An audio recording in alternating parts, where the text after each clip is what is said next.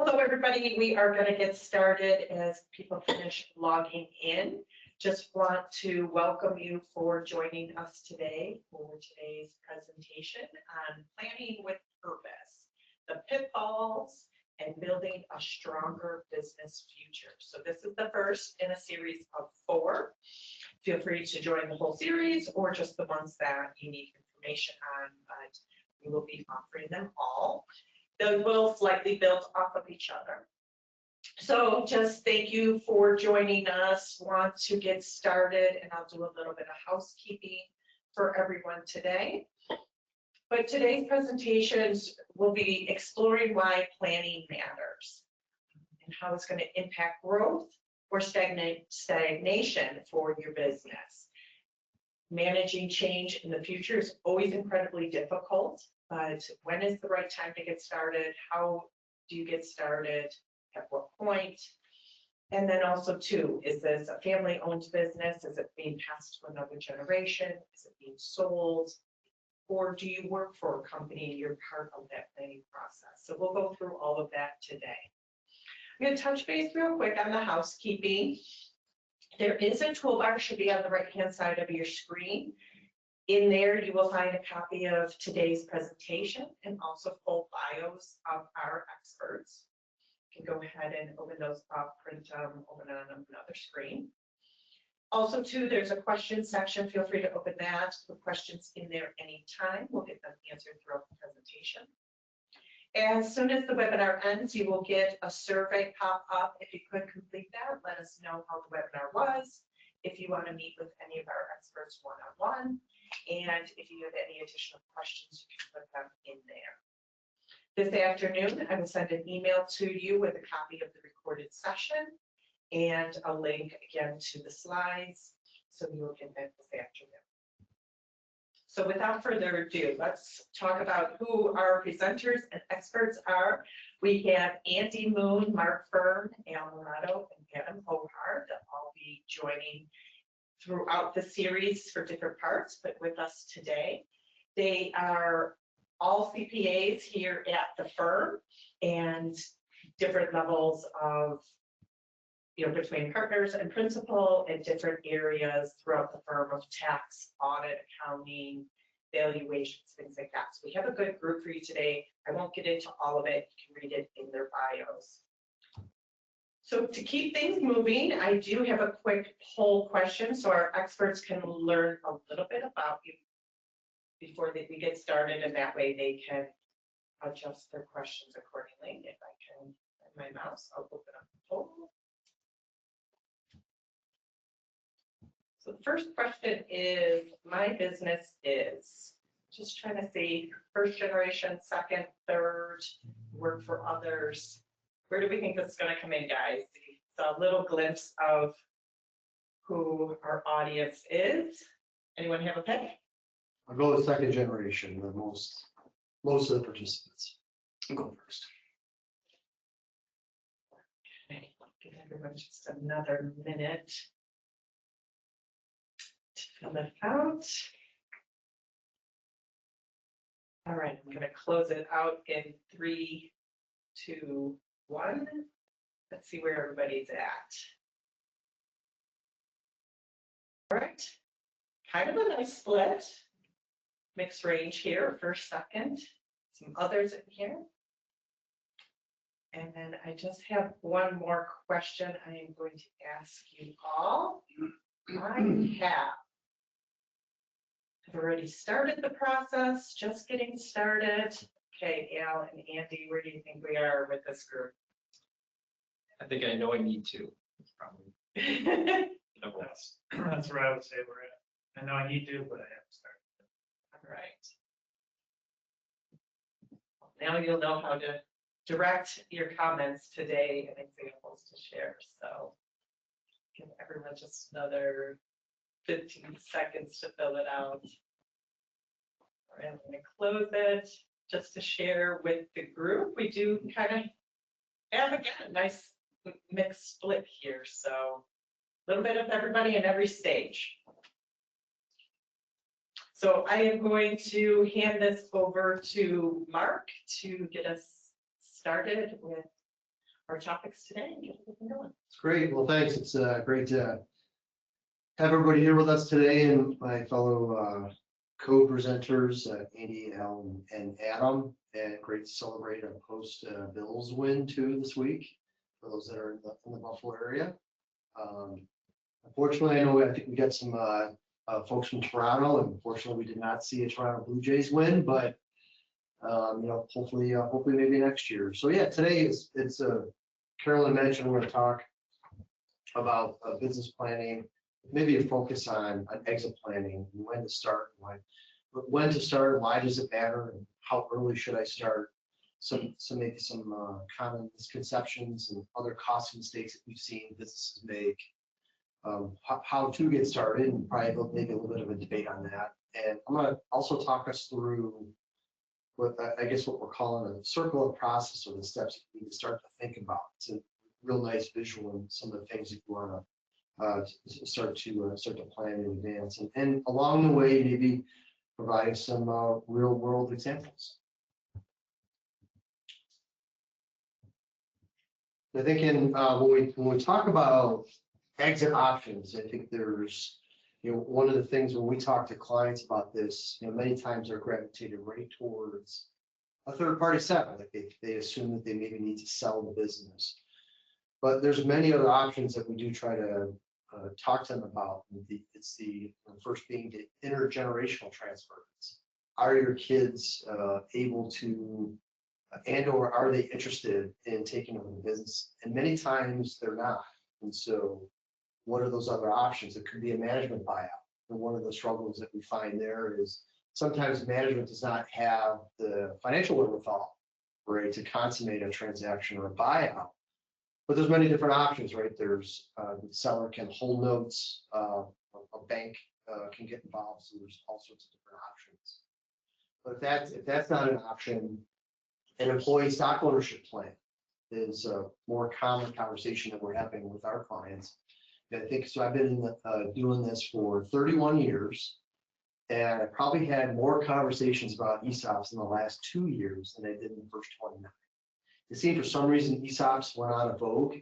I started in the profession in 1994, and they were just starting to kind of wane. People were talking more about IPOs in the late 90s and private equity and other things. But ESOPs kind of went out of vogue. But more recently, ESOPs have been a common conversation. Employee stock ownership plan, and when designed and planned the right way, there are significant tax benefits that you can enjoy there with an ESOP. And again, there's some restrictions and things you have to consider, but definitely worth taking a look at as a potential option. Or sell to existing partners if you have the other shareholders that maybe they'd be willing to buy you out. If none of the inside options are available to you, then maybe looking at a sale to a third party. So it'd be an auction process or trying to find a buyer that would be capable of executing a transaction. Sometimes a recapitalization is also an option where you can, through a bank, recapitalize, maybe take some type of distribution out and hire a management team to run the company on your behalf and make it a lifestyle company. Go enjoy yourself with your family, spend time in Florida, other states, warmer weather during the winter. But have someone run that business for you and take some chips off the table. Initial public offerings aren't too common, I think, in Buffalo here, so we don't usually see that too often. And then early liquidation. This occurs in really small businesses where there might be a real key owner that is hard to pass that business to somebody and or sell that business. And unfortunately, there's been circumstances where we've had liquidations where a key owner passes away and there's no continuity plan. So that's one of the reasons that we try to advise our clients always have a continuity plan in the unfortunate circumstance that something does occur. So when we think about exit planning, I think this is a nice sort of way to start to think about it and all the things that a business owner and family need to start to think about. So there's personal issues, financial issues, tax, how do I create value? What are the business issues that I have to tackle, and then also legal. And so we're not going to focus that much today on legal or business issues, but I do want to start, if I could, on the personal issues. And what are the things that we need to start to think about as a family and as a business owner, updating your estate plan, right? And Adam's going to do a little bit more of a deeper dive a little bit later about estate plan.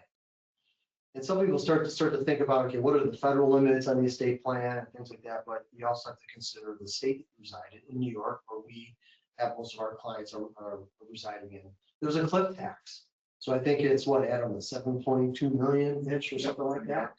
Once you reach that limit, every single dollar then is subject to that estate tax. So, but if you plan in advance, maybe some things that you can do in advance to kind of handle that estate plan issue.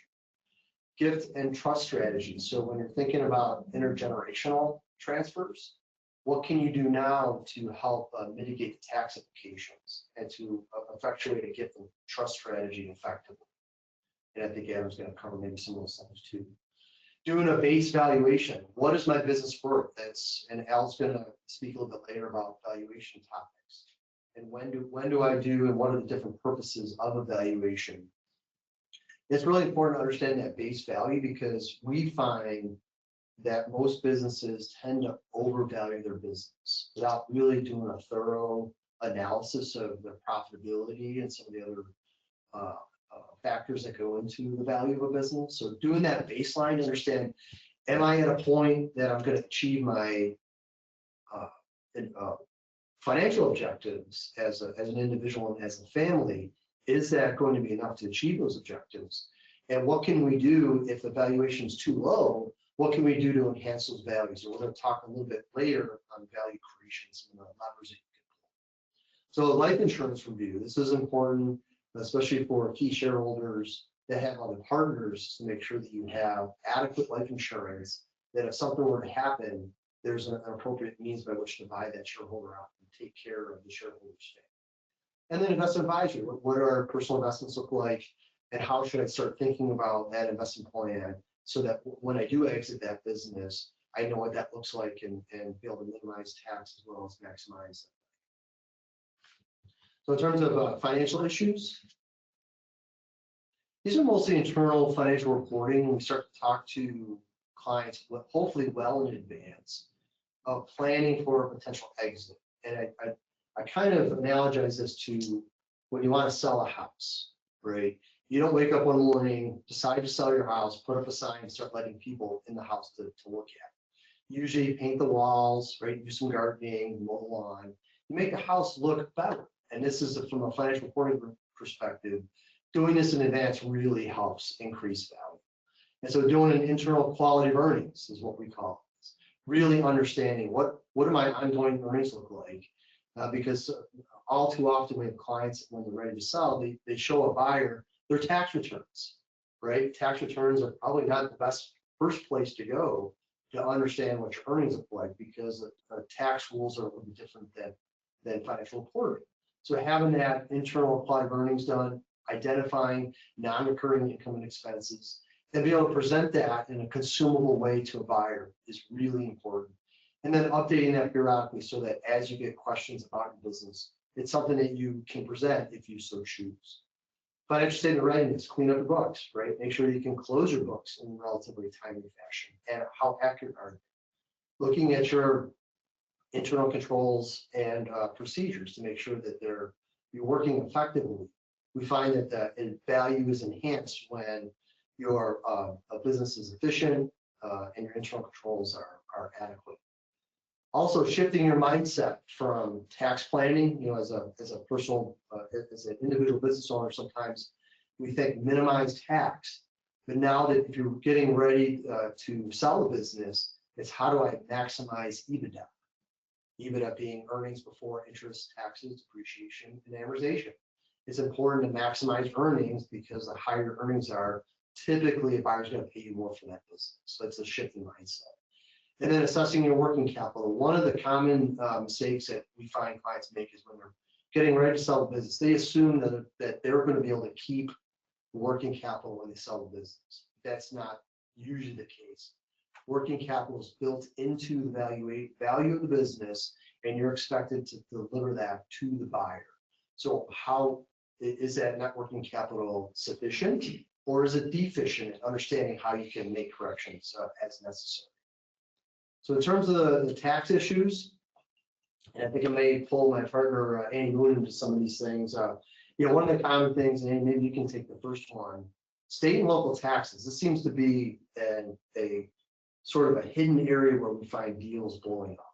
Yeah, that one, it's much more on the radar these days. One of the reasons for that is there was a Supreme Court case back in 2018 called Wayfair that changed the entire landscape on how states can assess and require companies to collect and remit sales tax.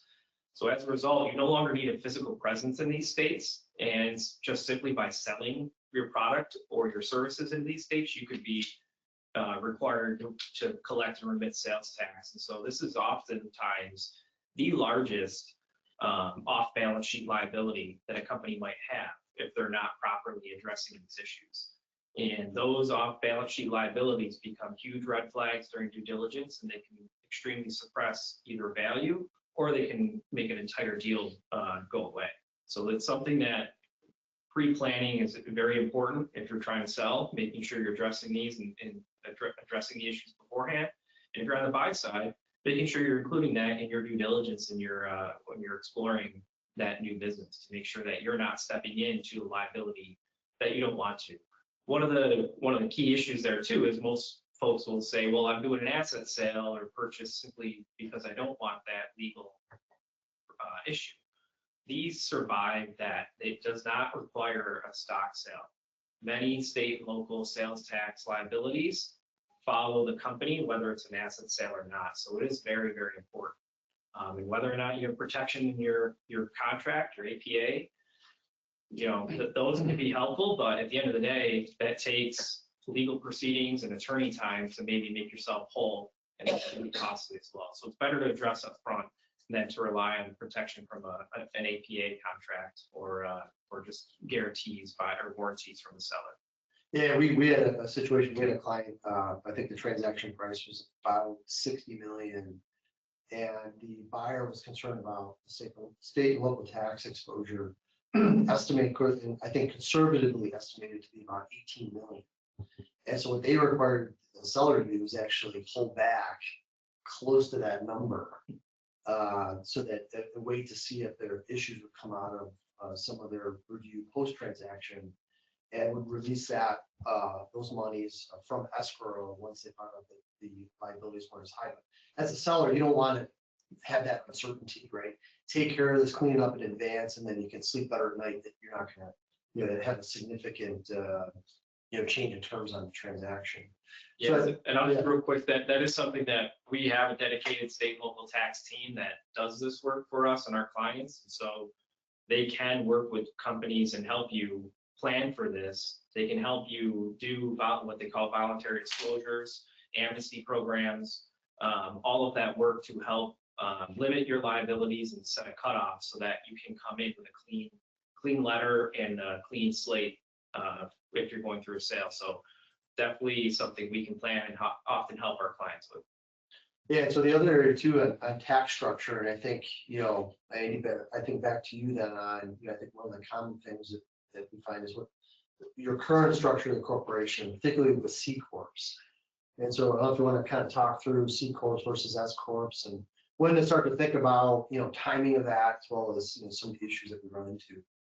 Yeah, that's a great point, Mark. The structuring of how your organization is structured, it's not something that you typically can or want to change immediately before a sale.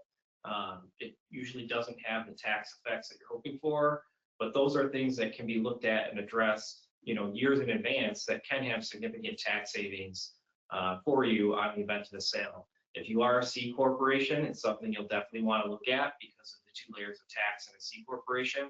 Not many companies want to do a stock purchase, so they're going to likely require an asset sale, and that's not something you want to do as a C corp. You have different choices routes you can take to restructure the business, but those are complex and they take time, and the IRS does have waiting periods and things that you want to get past before you do a sale. So those are things you want to do long in advance and make sure you're operating at the optimum tax structure. And then the other consideration there too is we talked about New York State having an estate tax. New York State is also a very high income tax state. And so if you have plans or thoughts of residency changes, those are something you want to address before a sale, well before a sale as well. And those are things that we have worked with our clients on to make sure that, that they're doing those thoughtfully, and you're not just changing your residency the day before a sale, and that's an audit recipe for disaster. So something, again, not necessarily in your organization structure, but maybe in your life structure to consider pre-sale. Yeah, I think that just the one other item we want to, I think, cover in tax issues, and we can move on to value creation, but so transaction projections. So what do we mean by this is, you know, again, in advance of a transaction, understanding based on your structure and making certain assumptions, what might my tax liability look like?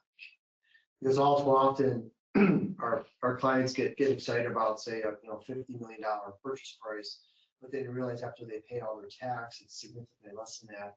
Doing those projections in advance can kind of sensitize you to the impact of that.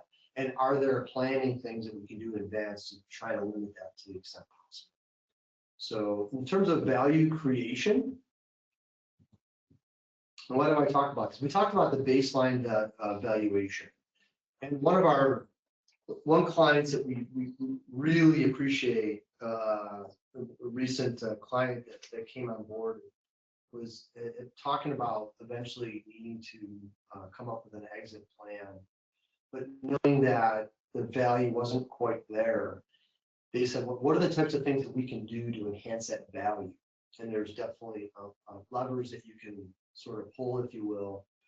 Increasing revenue is an obvious one, but increasing efficiency, reducing costs. And so spending time to do that, to give yourself a couple of years, right, to realize those cost savings and efficiency improvements can really go a long way in terms of enhancing value. And along the way, if you decide not to sell the business, you just made the business more profitable. So great outcome. And just to touch on a couple more things before I turn over to Adam here.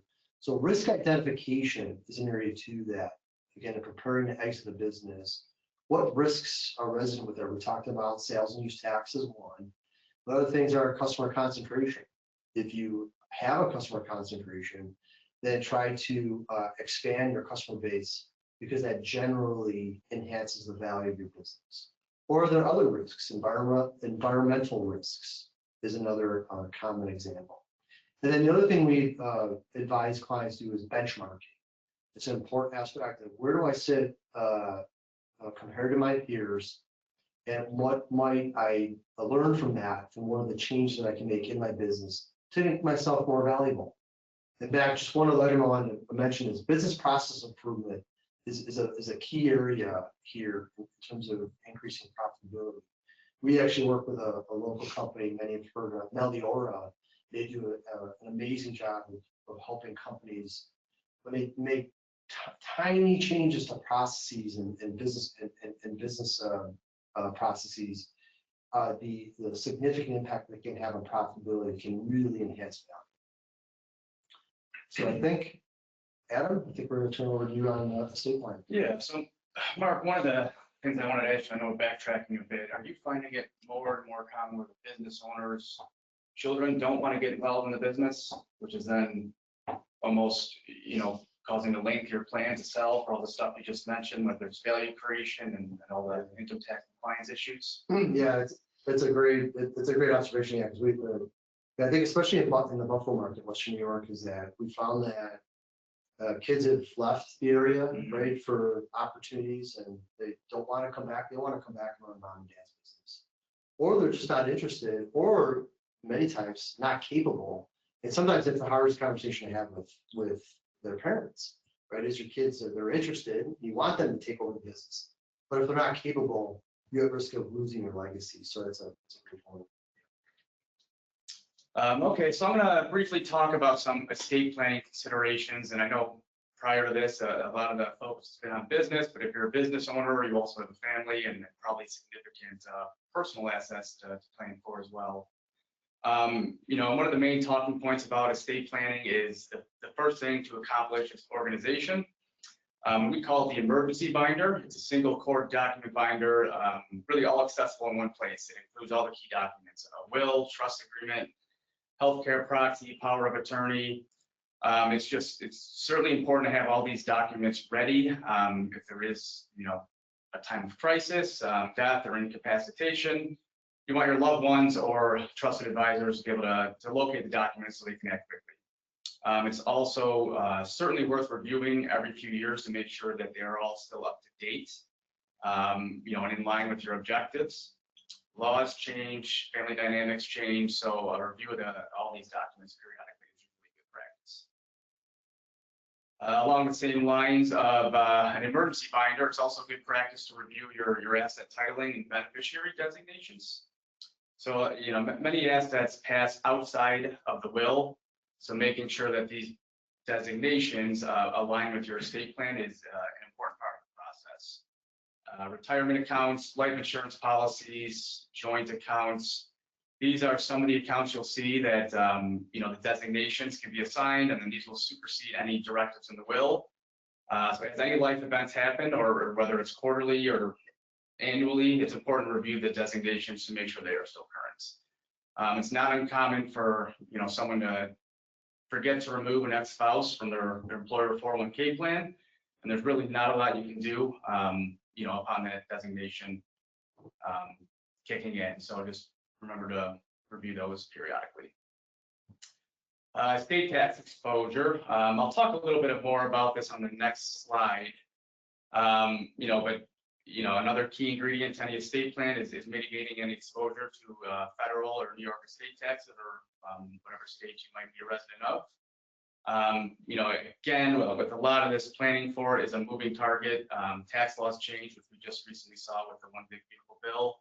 And then asset values are also changing.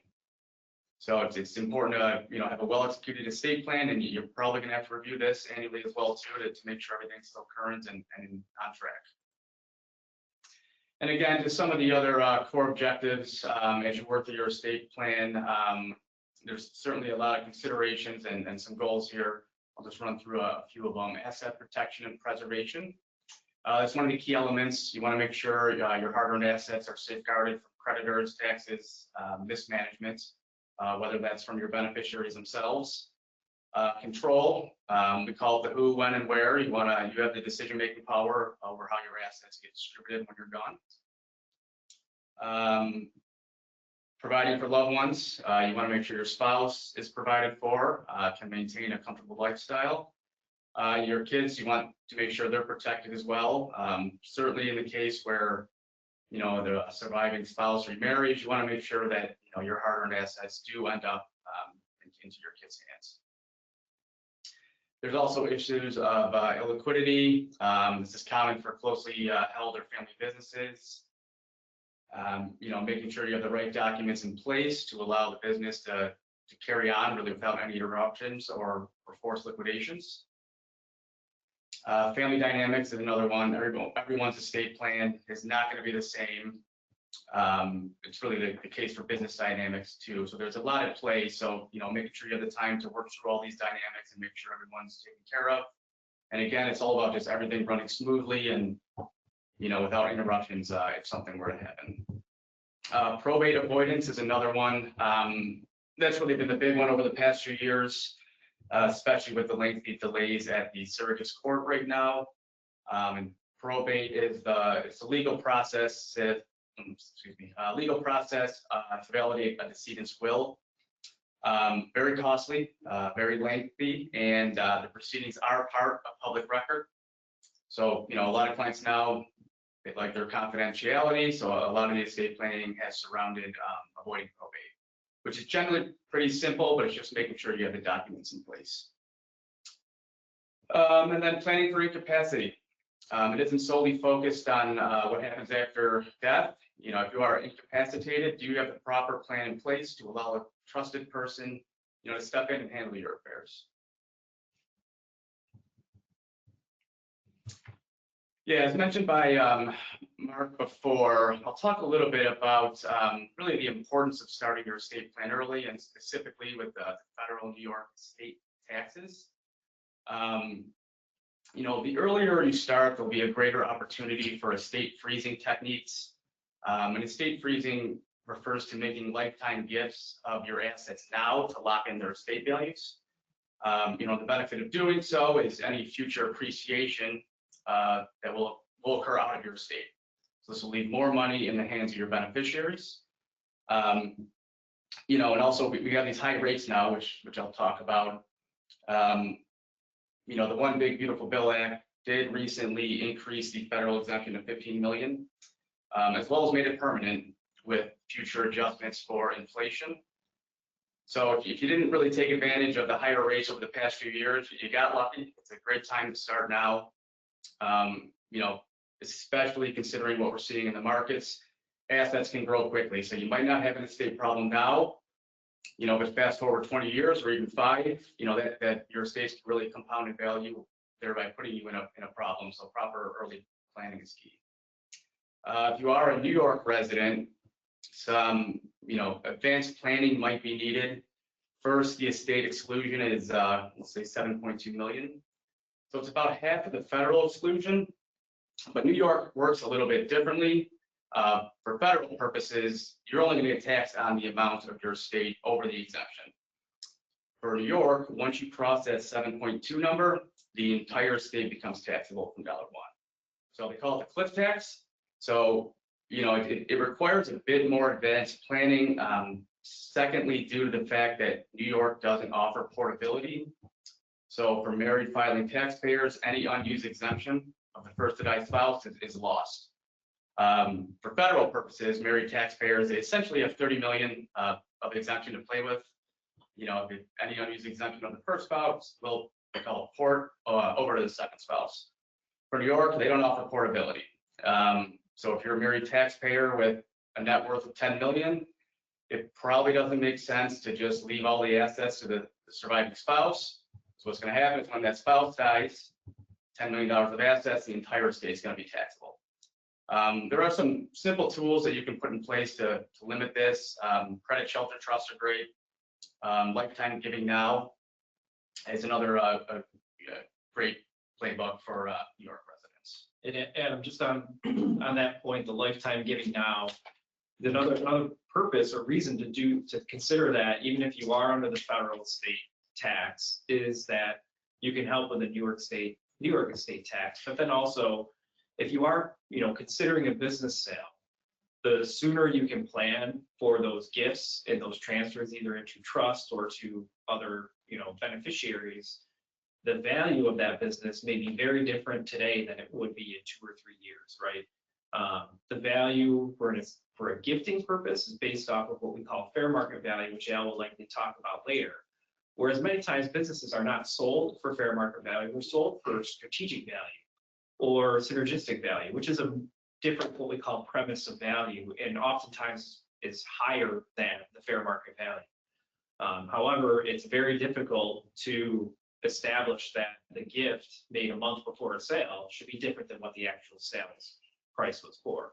So the longer time frame between the gift and the actual sale, the more possibility and strength you have in a valuation that might be depressed or lower and reserve more of your estate exemption or lifetime credit. Yeah, good point. Another reason to start early is New York does claw back what they call deathbed gifts. So any gifts made within 3 years are completely unwound. So if you're sitting there and you have an estate worth 14 million and, you know, the federal exemption is above it, you just can't gift it all away. And, you know, if you're getting towards the end of life, if New York will then, you know, unwind all that gifting really, and then you'll still be subject to the estate tax. And to Mark's point previously of value creation, oftentimes, you know, if you're going to be working on that, it's better to make that gift first before you create additional value that you may not want to use against your lifetime credit. So another reason the planning should begin early, and it should be thoughtful and holistic as well. Another reason to start early, and a very important topic for most people as they enter this process, the earlier you can start, it just aligns transparency and just clearly define roles between family members. This will prevent any future family conflicts. You're not going to ruin Thanksgiving for anyone. It's just best to get everybody on the same page. You don't want to cause any of these conflicts where someone's unaware of something and then, you pass away and you cause some family turmoil. Charitable intentions too. I've been seeing a lot of people have, quite significant charitable intent in their wills or their other trust documents, which is great. But if you do have those interests, let's look at setting up a donor advised fund now, a charitable remainder trust, establishing a private foundation. Do those now instead of when you die. First, it'll allow you to see the good that your funds are doing, but you can also secure some immediate income tax deductions. So if it is a part of your estate plan, don't wait till after you're gone. Let's see if we can plan now and save some current taxes. Medicaid planning, that's another big one. The earlier you start, you're going to start the 5-year look back clock from preserving assets from potentially long-term care spend down. And then liquidity shortages. Upon the passing of an owner, a business is often disrupted, absent proper planning. Last thing you want is to be put in a forced sale event. As Mark alluded to, life insurance funding might be needed as a mechanism to ensure the business continues to run as planned. So the earlier you start, just make sure that those documents are in place and not cause any disruptions of your company. Yeah, I think to kind of just give some more context to that, as Adam mentioned, a lot of times for closely held businesses, the vast majority of your estate may be in that business and it's not technically liquid. And so if you do have an estate tax that has to be paid, that's in situations where if the business can't properly get the money out or borrow, it could force a liquidation in order to pay estate tax, which is a very, very terrible answer that you don't want to have.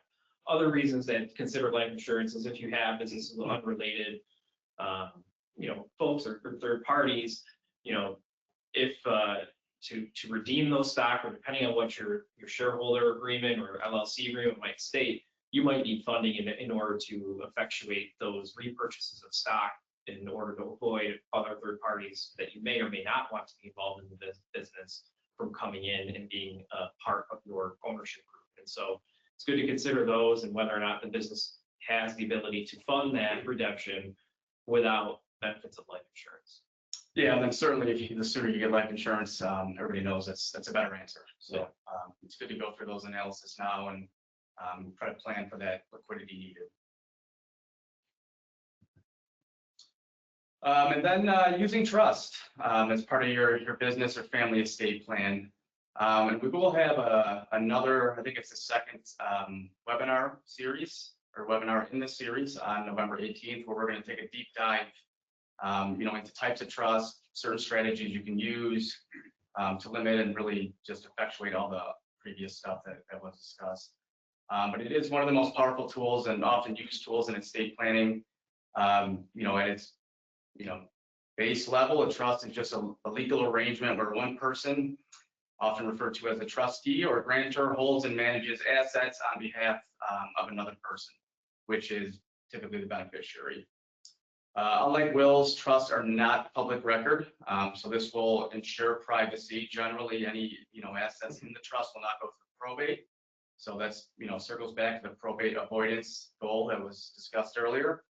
And it really hits on a lot of the stuff that I talked about in the previous slides as being some of the main goals as far as your estate plan. Asset protection, so keep these assets safe from creditors or instances of divorce. They're also used to protect people against themselves, for lack of a better term. There's often could be drug addiction in a family or just general irresponsible spending. Putting these assets into trust will give you that peace of mind that your loved ones will continue to have assets and can be provided for the rest of their life. Again, control, the who, what, and how. You can decide how these assets are distributed to who, when, and really stipulations on how they're used. So I know that's usually a top goal for everybody going through this process. They're also, used to leverage the estate exemption. as Andy mentioned, making lifetime gifts now of, maybe a non-controlling or minority interest of your business will allow you to push those assets into a trust, remove a lot of the value from your estate. You can still maintain control of the company, but making those transfers into trust now will potentially avoid any estate taxes. Yeah, I think just to that point, again, another reason to begin the planning process early, that's one of the common restructuring items that we deal with businesses, is they may only have, 10 shares issued to the one owner, and it's very hard to get those. So it's, what we might do is recapitalize the company to have voting, non-voting shares, which allows the valuation that Al, often does to be discounted to lower the amount that you're using in lifetime credit. So things to think about going forward, the asset protection, like Adam said, so it can be tough to conversations to have, but when you're passing the business down to children, oftentimes children are married, and you may love their spouse, but they are not blood. And so the protection from a potential, marital dispute can be important. And we've had those experiences where, business is sold and 2 days later, a spouse files for divorce, and they didn't realize that the business was sold inside a trust, and their spouse didn't have any access to it, so they're not getting money on that divorce. But so asset protection is important for planned or unplanned and unfortunate situations. Yeah, then, so I just, one of the key factors is when you are making transfers into a trust, generally you lose control of the assets. You no longer own them. So, there are things you can do if you're a married taxpayer. I think we're going to talk about in detail the spousal lifetime access trust on November 18th. That is really just been a popular tool over the past a few years. So it'll allow you to transfer assets into a trust with the income providing for your wife, but the underlying assets are out of your estate and they'll be passed on to your children upon your wife passing. So there's there are avenues to get the best of both worlds, but generally you do have to separate from the assets in order to, certainly get them out of your estate. So we'll talk more about some few strategies November 18th. So I'm a big analogy guy. People sometimes make fun of me for it, but thinking about this webinar in total, I kind of like to think about it as a big treasure map. And Adam and Mark and Andy are your navigators. Mark may go the M&A route, the ESOP route, which is climbing the mountain. And Adam may go the estate gift route, which is crossing the desert to get to that treasure. But before you decide on the route, it's nice to know how much that treasure is really worth and what the value of it is, and that's kind of where I come into play. So as an ABV, we have two kind of services under our arsenal. There's a calculation engagement, valuation engagement. I'm gonna focus more so on the calculation engagement for the purposes of this presentation here. But before I kind of get into the two differences or two different types of services we have, I'm gonna kind of set the table on what we do as evaluators. Whenever we value a company, we usually take three different approaches. It's an asset approach, which is what it sounds like, and that's evaluating the balance sheet, taking a look at the assets you have on hand and marking it out to fair market value as necessary. Same thing with the liabilities, and taking the difference between the two, and that's your value. We take a look at we take a market approach, which is taking a look at publicly traded stocks or sales of privately held entities in the same industry or similar line of business. Kind of get an idea of what your company may be worth based on those comparables.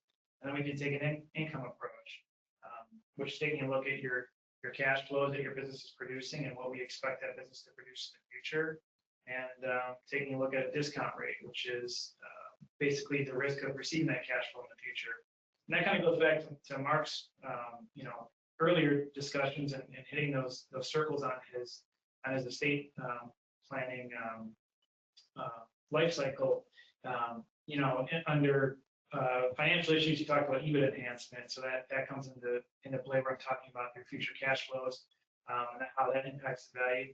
And then under his value creation circle, you had risk identification, and that's what impacts your discount rate.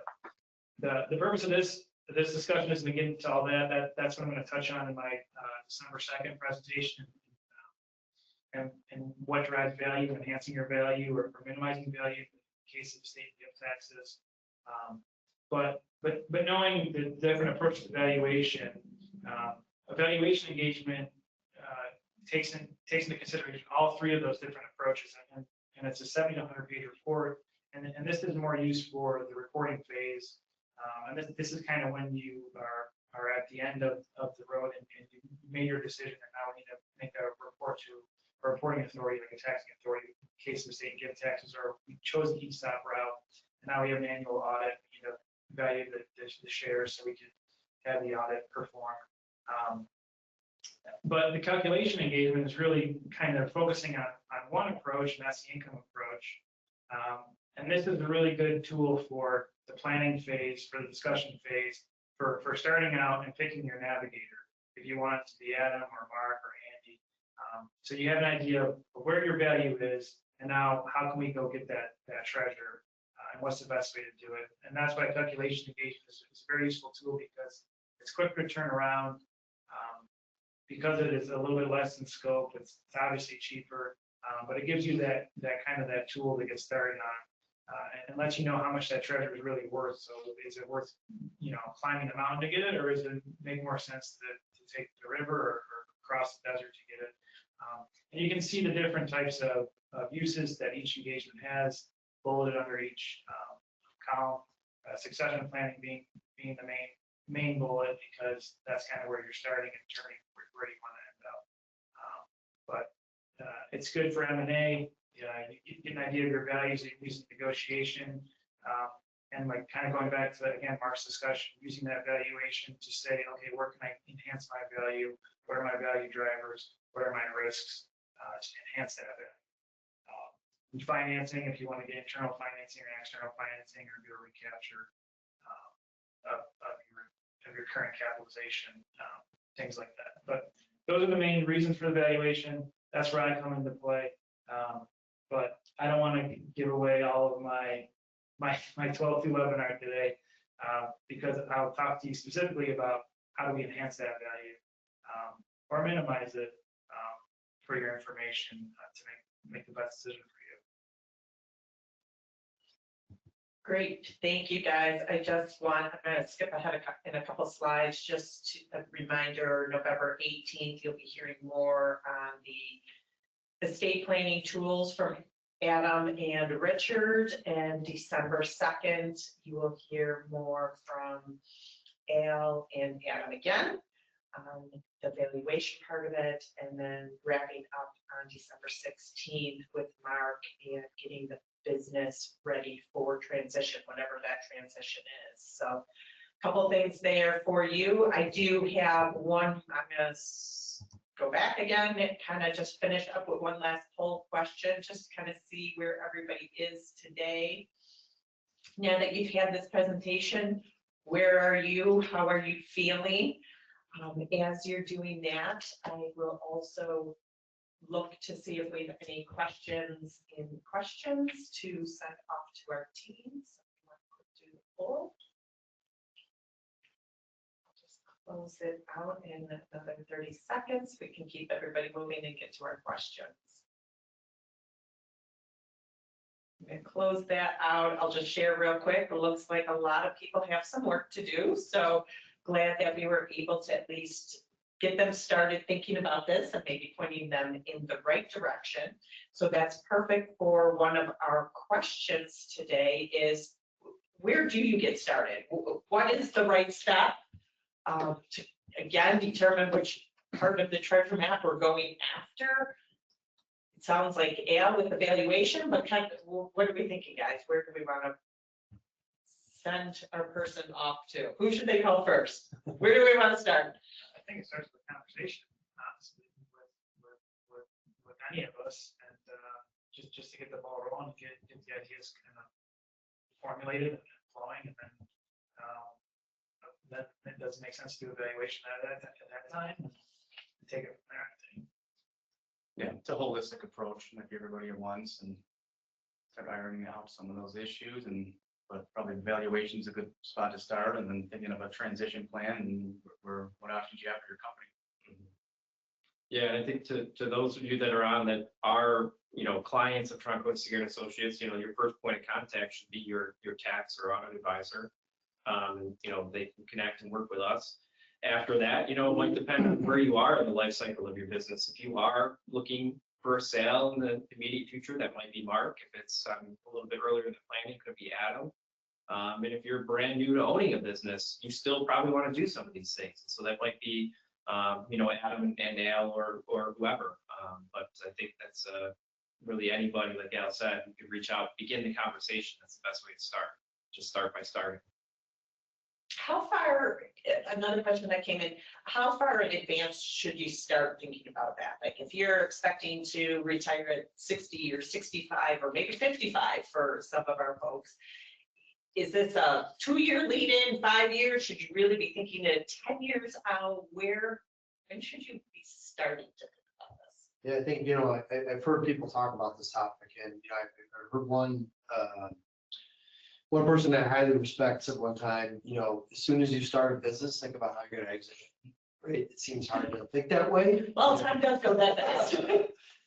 No, but, I think, I always like to think maybe that sort of 5 to 7 year timeframe, because the reason I say that, like, particularly with the corporate structure, there's things that you want to do in advance. Sometimes you need that longer runway to effectuate that to achieve your objective. I think that's, for me, it's probably in that 5 year time horizon. Yeah, and I think the what you said, as soon as you start own a business, plan on your exit, there's different exits. There's planned ones and there's unplanned ones. So the day you become an owner, you should plan for those unplanned exits, right? That Adam talked about, whether or not it's avoiding probate, whether or not it's making sure you have the right insurance in place, whether or not it's setting it up that you have the right transition to family members or unrelated parties.